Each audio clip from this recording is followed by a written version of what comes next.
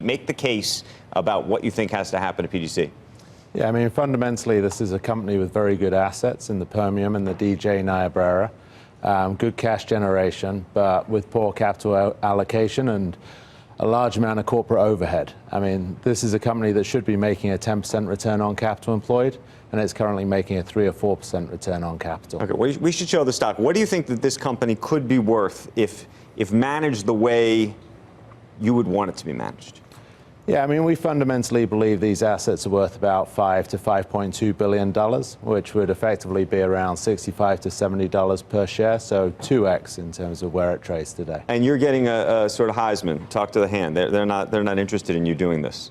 Well, I think the challenge with the E&P space in general is most management don't want to give up their jobs. I mean, fundamentally, this management team has been paid year in, year out for the last 10 years without actual share price performance. And that's something we want to change.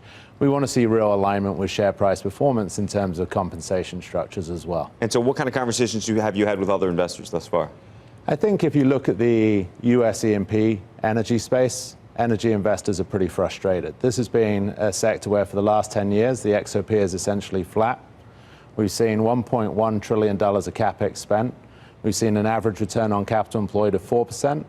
It's 1% if you include specials. And we've seen $250 billion of capital written off in this sector. So if you get 3 people on this board, what can you actually do? You know, essentially that would be 3 of 8. So the question is, we wouldn't quite have control. It's a staggered board. And obviously the following year we'd have to look at whether or not we wanted to run additional people if we couldn't get the management team to embrace our strategy. And is your sense that even if you got 3, that would be enough? I think you can have a significant amount of influence with 3 people on the board, especially because other board members are independent.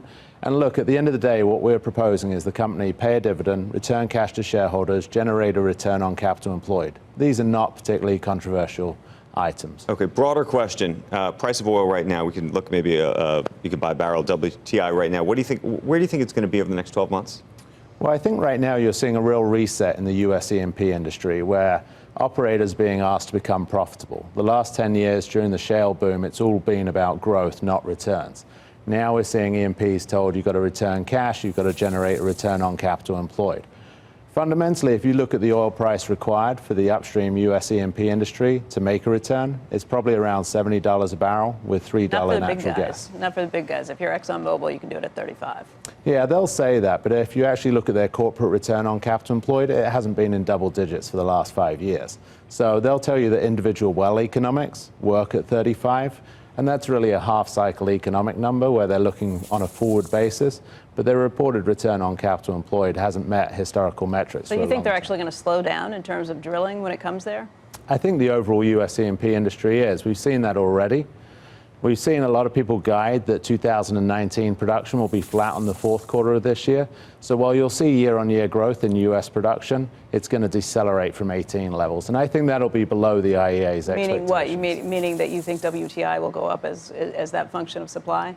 I think that's what you're actually going to see throughout the year. Now, obviously, dependent on what the demand market looks like, and GDP is a big question out there. But fundamentally, I think supply estimates for the US will disappoint. One of the things I was fascinated to learn during the commercial break is you happen to be in the water business. How did that happen? Because people don't think about that when it comes to energy necessarily. So in one of our funds, we're a large landowner in the Permian as well, in the Delaware. We own around 40,000 net royalty acres. As part of that, we own the surface rights. We supply fresh water to operators. And when you look at the Permian, one of the biggest challenges you have out there is water, both on the freshwater side and also on the disposal side.